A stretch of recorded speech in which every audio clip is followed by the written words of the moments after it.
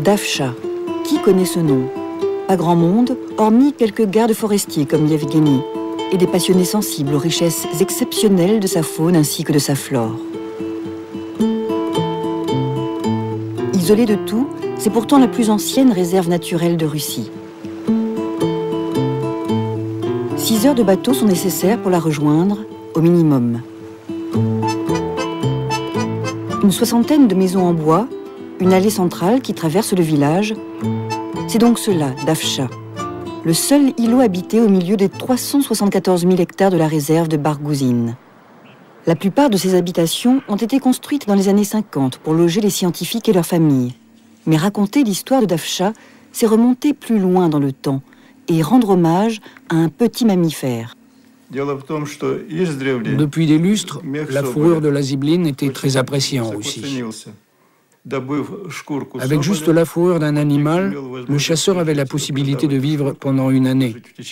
C'est donc pour protéger cette espèce que cette réserve a été inaugurée en 1916.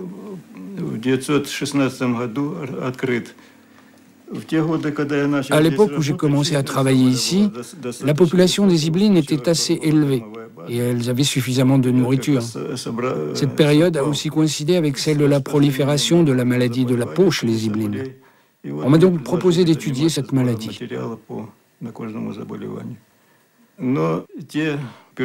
Mais les perturbations qu'a connues l'ex-URSS avec la perestroïka ont aussi touché les territoires des réserves. C'est ainsi que les subventions pour la science et l'étude des zibelines ont été fortement diminuées. Alors, peu à peu, le village de Davcha, qui comptait une centaine d'habitants, en est arrivé au point où, aujourd'hui, il ne reste plus que quelques personnes.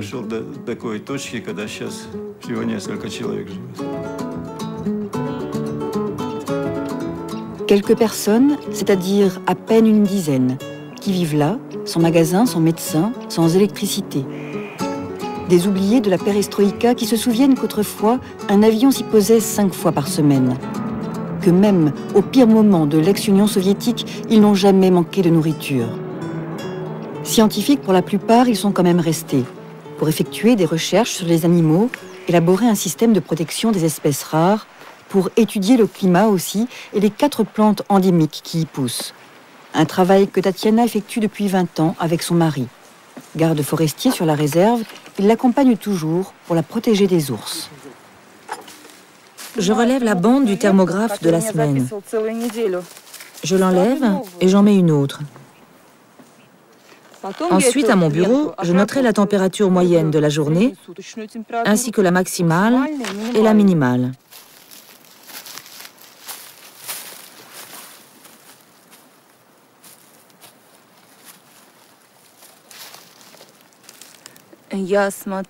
J'observe les plantes pour savoir dans quelle phase elles se trouvent en ce moment, et les baies pour connaître leur niveau de production et les répercussions que cela aura sur les animaux.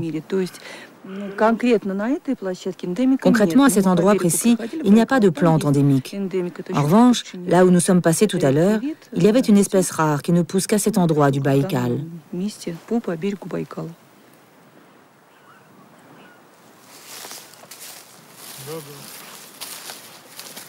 Mes amis sont surtout des biologistes, donc ils comprennent bien pourquoi j'aime être ici. Certains m'envient même. Mais beaucoup de gens ne le comprennent pas, parce que tout le monde veut gagner de l'argent aujourd'hui, alors qu'ici, ce n'est pas l'objectif.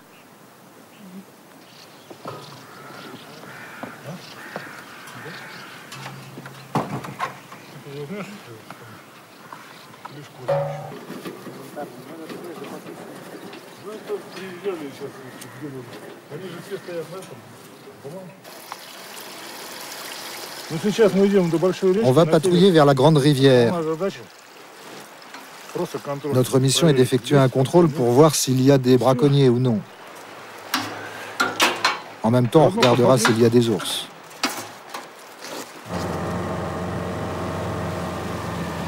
Dans cette zone ultra protégée, tout appartient à la réserve. L'eau, la terre, les animaux. Impossible d'y pénétrer sans une autorisation spéciale, du moins en théorie.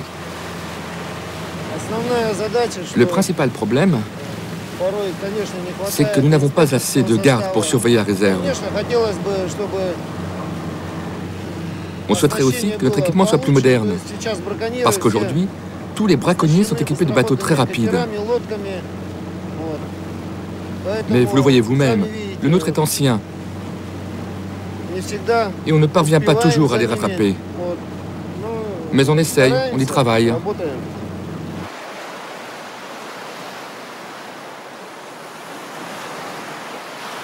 Que n'a-t-on écrit sur le Baïkal?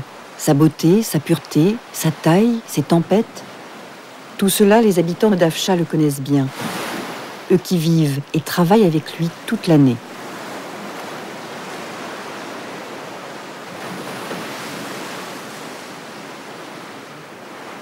La température de l'eau est de 7 degrés. 7 degrés 2.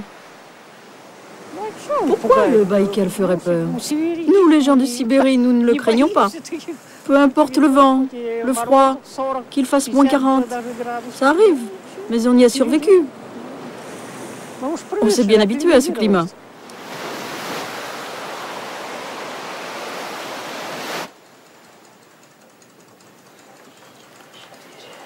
Deux fois par jour, Ludmila envoie ses relevés à Irkoutsk et au centre hydrométéorologique de Russie. De là, ils seront transmis au ministère de l'Agriculture, de l'Environnement et aux aéroports. Oh là là, qu'est-ce qui se passe? Mais c'est pas vrai. 3, ici 30.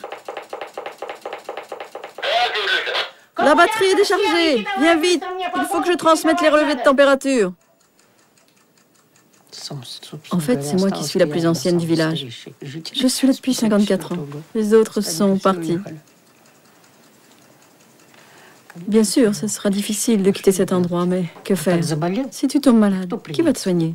Il n'y aura même pas une personne pour m'enterrer ici. Il faut partir.